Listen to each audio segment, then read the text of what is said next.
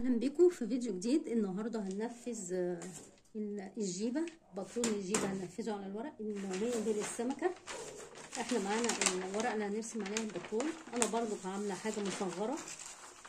هجيب الورقه بتاعتي واقسمها كده علشان اظبط الخط بتاعي اللي في المنتصف، وهتني الجوانب بتاعتها كده على بعضها.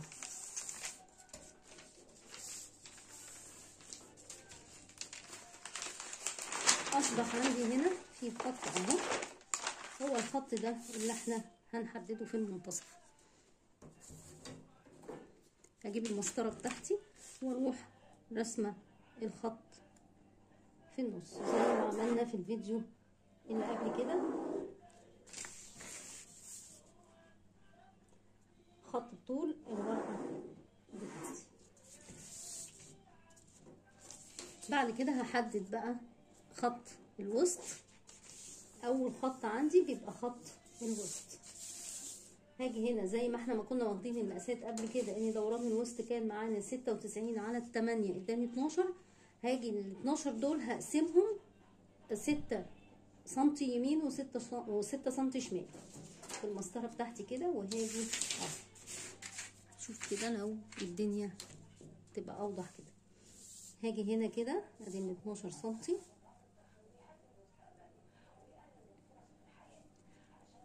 هحدد كده ادي 6 سنتي يمين وادي 6 سنتي شمال. دي كده نقطة او خط الوسط. هاجي هاخد طول الجنب اللي هو معايا 20 سنتي، هاجي اخد طول الجنب معايا وهبتدي احدده على الخط اللي في المنتصف اللي احنا محددينه، وهحدد على النقطة بتاعة طول الجنب اللي هو دوران الهنش. احنا عندنا برضو زي ما حسبنا المرة اللي فاتت في الفيديو اللي فات، دوران الهنش كان 112 على 8 اداني 14 سنتي، يعني 7 يمين و7 شمال. هاجي كده هعمل 7 سنتي يمين و7 سنتي شمال، وكده اداني خط الهنش. هبدأ اوصل بقى الخطين ببعض، خط الوسط بخط الهنش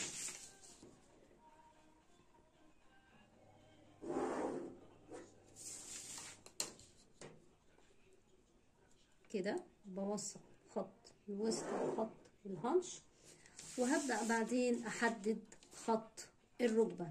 انا هعمل لكم الورقة كده، هحاول اقربها عشان تبقى طبعا يعني مظبوطة مع الفيديو. زي ما قلنا بنجيب طول الركبة وبنطرح منه 5 سنتي عشان احنا مش عايزين القصة تبقى عند الركبة بالظبط. تمام.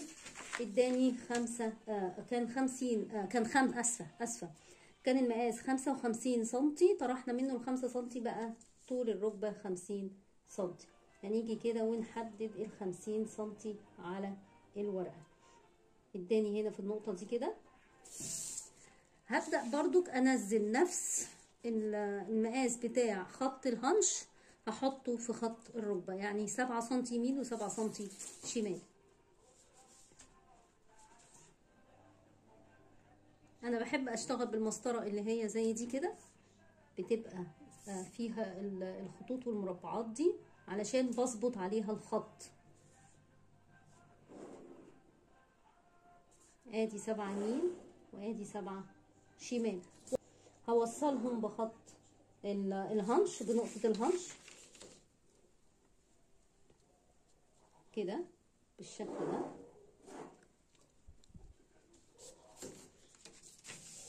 كده معايا الرسمة اهي. هنا كام؟ انا اتأكد لان انا حاسة هنا الخط هنا زيادة. فعلا الخط هنا كان زيادة 7.5 سنتي. طبعا هنعدل على الرسمة بتاعتي اهي. طبعا الخط ده لأ، وهنا ال7 سنتي هنزل بيهم على 7 سنتي. بعتذر طبعا عن التعديل اللي حصل ده، لان الفلاش بتاع الفون ضارب في عينيا، فما خدتش بالي من المقاس اللي في المسطره. حلو كده. احنا وصلنا لحد ايه؟ ان احنا عملنا خط الوسط، عملنا خط الهانش وخط الركبه. هنبدا بقى ناخد طول الجيبه عشان نعمل خط الديل. هبدا طول الجيبه بتاعي معايا 103. هبدا اخد كده او اقيس بقى بالمازوره، لان 103 المسطره مش هتجيب معايا 103. هبتدي اقيس بالمازوره.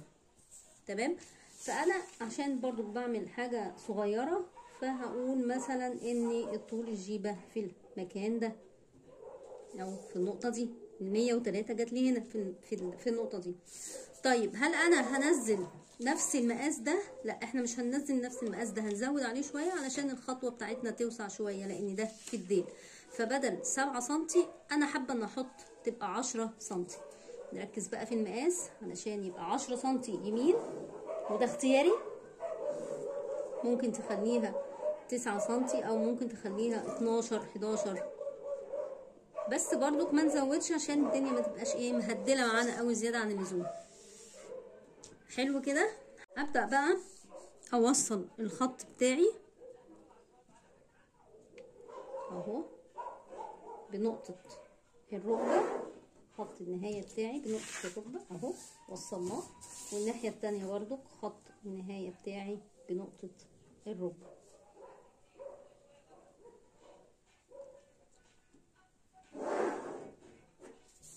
اهي كده معايا الجيبه.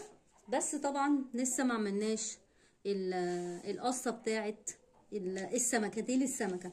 طيب هنعملها ازاي؟ ان احنا بنوسع شويه كمان، فبروح مزوده من هنا 12 سنتي ومن هنا 12 سنتي حسب القصه اللي انا عايزاها. لو عايزه تزودي يبقى 14 سنتي مفيش مشكله.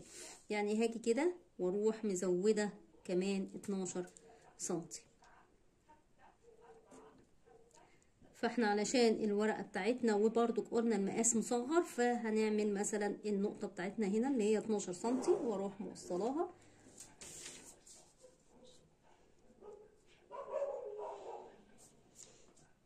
اهي. النقطه بتاعتي هنا اللي هي 12 سنتي. تمام. هاجي اروح موصله هنا بالشكل ده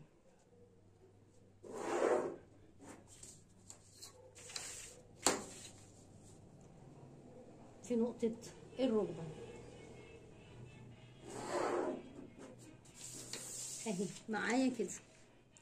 طيب في تعديلات هتتعمل بقى؟ في تعديلات هتتعمل، لان طبعا الدنيا مش هتبقى اخر حاجة واحسن حاجة، عشان السبعة اللي هنا دي او البوز اللي هنا ده طبعا هيعمل لي مشكلة في القصة نفسها، مش هتبقى متساوية كده وكويسة. يعني هتبقى ليها ابواز كده وسبعات في تمانيات.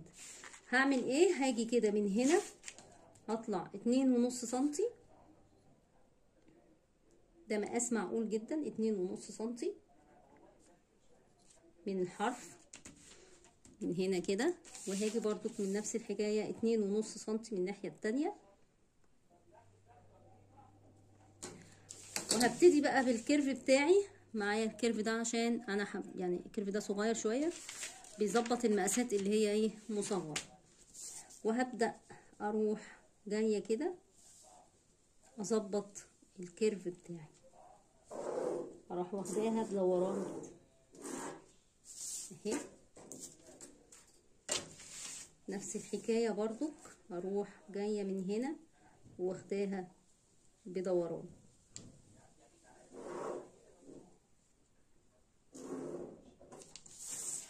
تمام. برضك الحتت دي لازم برضك الوصلة دي اخدها بدوران. اجي كده واروح مظبطاها هنا بحيث ان اسحب الخط بتاعي من هنا لهنا يكون فيه كيرف وفيه دوران.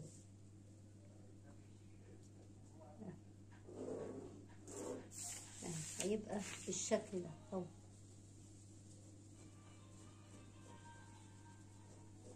ما تبقاش برضك فيه السبعة اللي احنا شايفينها دي. تمام. وهعملها برضك من الناحية التانية. هظبط الدوران بتاعي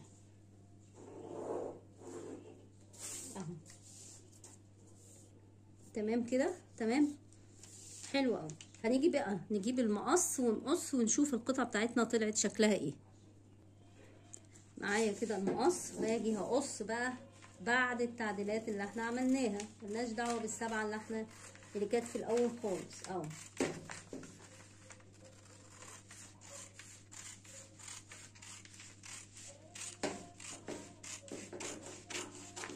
ده كده الديل بتاع الجيبه. هنقص ونكمل عشان نشوف الشكل النهائي.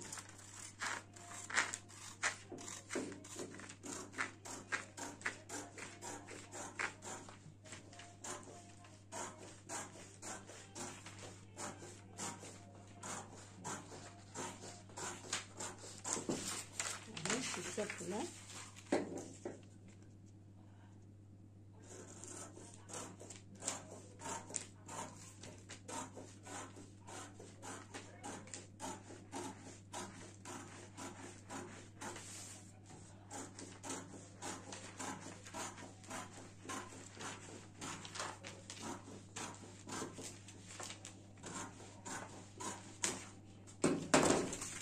معايا القطعة بتاعتي طلعت بالشكل دوت اهو. تمام. هعمل برضو الخط اللي هنا ده، خط الوسط.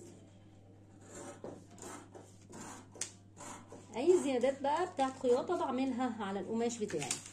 هنشوف دلوقتي التنفيذ على القماش هيبقى ازاي. دي القطعة بتاعت الجيبة بتاعتي، هبتدي اعمل منها اقص على القماش 8 قطع كده. معايا القماش اهو، هبدأ اني اطبقه. انا معايا هنا قطعة هعملها ادي اهي، هتنيها على 2. ده قماش احنا يعني احنا بنعمل فيه، بننفذ فيه، لكن مش قماش هيتعمل جيب بجد يعني، مش لحد. دي حاجات مصغرة وقماش. معايا بواقي قماش بنشتغل بيه عشان نعرف نطلع الفيديو مظبوط وتشوفوا الفكرة كاملة. انا طبقتها كده معايا اهي على 1 ادي 1 2 و3 و4، يعني هطلع من القطعة دي 4 قطع. هاجي اجيب القماشة بتاعتي، شوف الطول المناسب من هنا ولا من هنا. تمام. لا، الطول مناسب من هنا احسن علشان اعرف اوريكم ان احنا هنسيب زيادات. تمام كده. هنجيب الدبابيس بتاعتنا ونثبت الباترون بتاعي كده. انا حطيت الباترون بتاعي وهبتدي اثبته في القماش عشان لما اجي اقص اعرف اقص القماش. الباترون بتاعي ما يتحركش من على القماش. طبعا كلنا عارفين الاساسيات دي.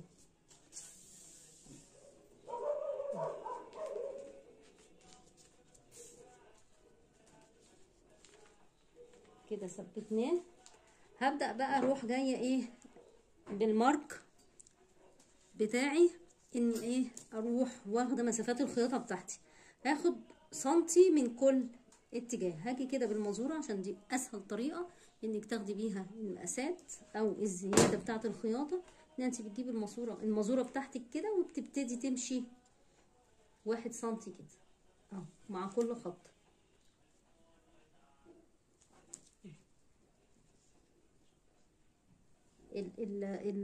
المزوره، الخط المستقيم بتاع المزوره ده يبقى ماشي مع الخط المستقيم بتاع الباترون بتاعك.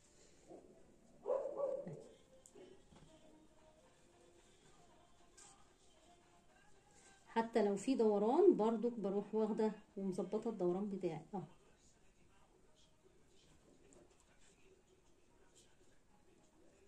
يا رب الصوره تكون واضحه بالنسبه لكم. الخط بقى، الخطوط المستقيمه اللي احنا عاملينها دي ممكن ناخد ايه مسافات، يعني مسافات اكبر كده. تمام. ونوصلها بالمسطره مادام خط مستقيم يعني مفيهوش انحناءات اهو. تمام. وابدا اهو عادي خالص 1 سنتي بتاعي الخياطه اهو، اوصلهم ببعض زي ما شفنا في الفيديو بتاع الجيبه الصك واحنا بنرسم. كان اول باترون رسمناه واول باترون نفذناه. تمام. برضو هنسيب من عند الوسط 1 سنتي، وبرضك من عند الديل 1 سنتي، ومن الجنب دوت برضك 1 سنتي. انا ممكن اخد دي كده لو الخطوط كلها عندي مستقيمه. دي يعني انا بحب اقول لكم الحاجات اللي تسهل عليكم. المسطره دي يعني مربعات كده، بكل مربع هنا نص سنتي، فاحنا هناخد 2 سنتي ان احنا نحط الخط بتاع ال2 سنتي على الورقه، يعني بالشكل ده كده اهو. ادي معايا المربع ده، يا رب يكون واضح اهو. المربع ده والمربع ده كده معايا 1 سنتي، فاروح واخده الخط بتاعي بالطول كده. يعني انا ظبطت على الخط اللي في المسطره اللي في النص ده.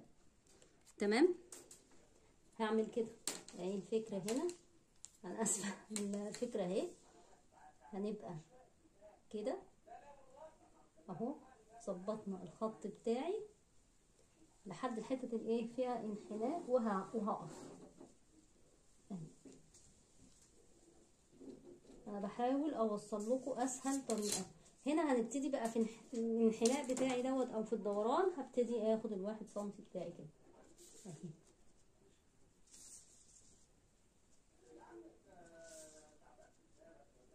اهو ال1 سنتي، واوصلهم ببعض.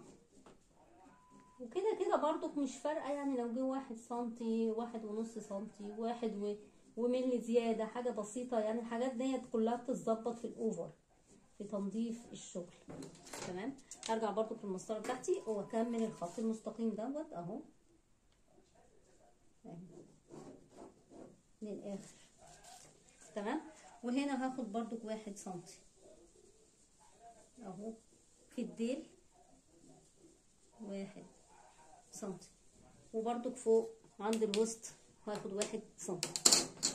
هنبتدي نقص بقى، هنقص على الخطوط اللي احنا عملناها اهي. خط بتاع الخياط ده، الخط بتاع القص. طب ايه الخط بتاع الخياطه؟ الخط بتاع الخياطه اللي هو على الباترون نفسه، الخط ده اللي على الورقه اللي اهو مع بدايه الورقه كده، ده خط الخياطه ده اللي احنا هنخيط بيه. وبرضك حددناه وعملناه قبل كده في فيديو، برضك في اول فيديو كنا منزلينه اللي هو بتاع باترون الجيبه الصقر.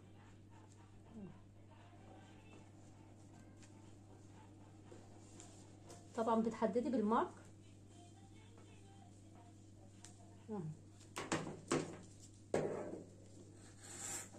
هنقص كده ونجيب الايه الدوران بتاعي عشان ما يبقاش فيه تبويزه في الايه في القماش بتاعي ولا في الجيبه بتاعتي.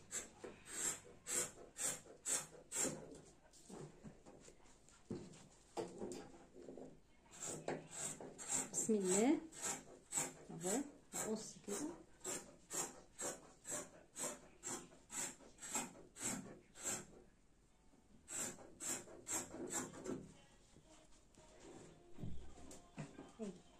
الناحيه دي برضه، وهقص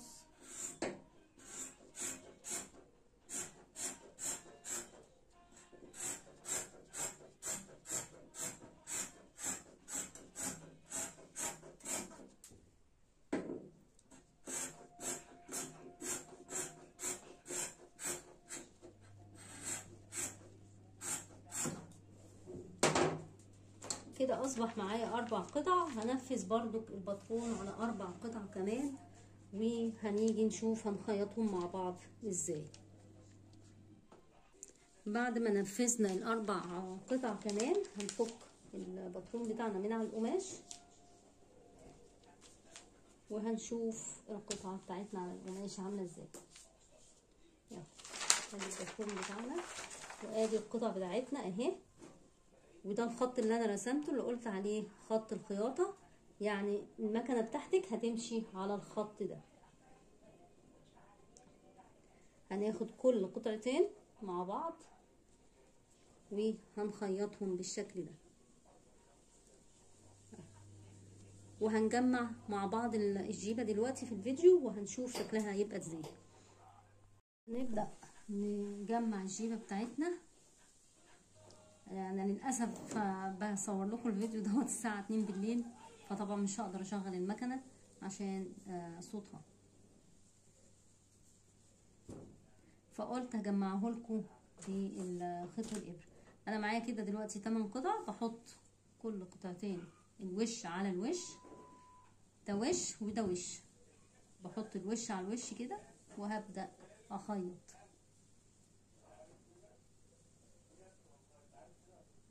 معايا الابرة بتاعتي اهي، وهبتدي اخيط في مسافة 1 سنتي.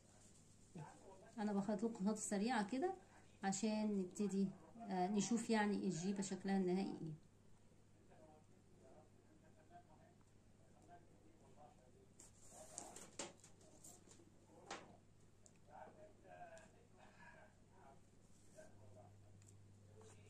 اهي همشي كده على طول الجيبة بنفس الخياطة.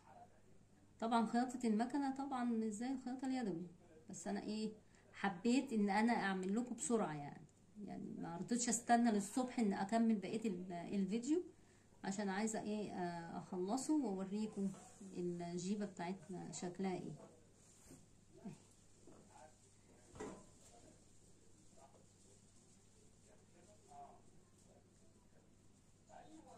هي طبعا ببقى محددة 1 سنتي بتاعي على الدواسة بتاعت المكنة والمسطرة بتاعت المكنة اللي عندي.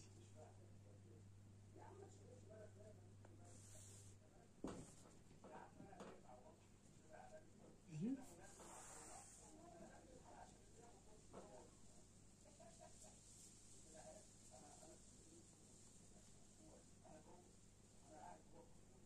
كده اول قطعتين مع بعض اثبتهم واقطع الايه الفتلة، او اكمل ايه خياطة القطع التانية.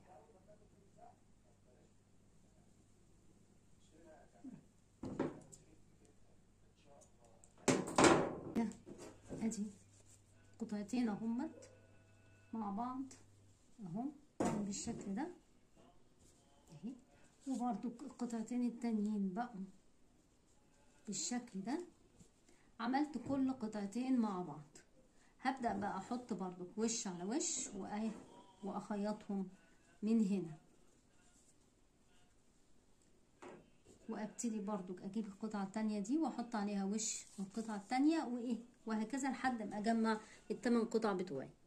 كده انا وصلت معايا 6 قطع ببعض.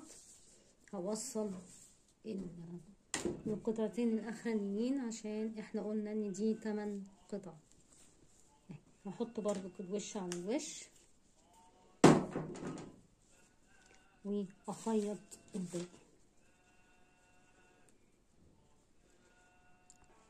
كده انا عملت كل القطع بتاعتي وصلتها ببعضها اهي. هاجي هنا بقى اروح مركبه السوسته في اخر طرف كده، مش هقفلهم مع بعض الا لما اركب السوسته بتاعتي. هركب السوسته وبنفس طريقه تركيب السوسته في الفيديو اللي احنا عملناه قبل كده لتركيب السوسته. احدد هنا كده مثلا السوسته من اول هنا كده، وهبدا انا اروح مقفله بقيه الجيبه بتاعتي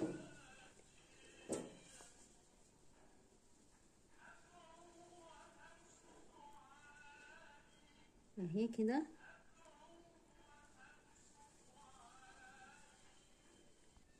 كده احنا قفلنا الجيبه بتاعتنا كلها، والجزء ده بتاع السوسته بنركبه بنفس طريقه تركيب السوسته في الفيديو اللي احنا عاملينه قبل كده. هنقلبها كده وادي شكل الجيبه بتاعتنا اهو.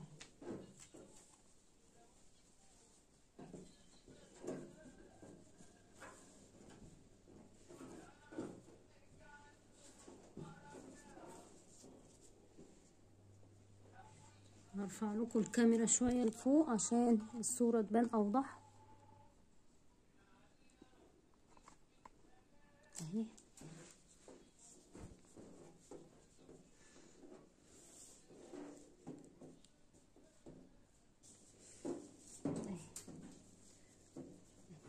القصه يا رب تكون بس القصه باينه وواضحه بالنسبه لكم. شكرا ليكم وشكرا لمتابعتكم. ما تنسوش تشتركوا في القناة وتفعلوا زر الجرس وتقولوا لي رأيكم في التعليقات. شكرا ليكم.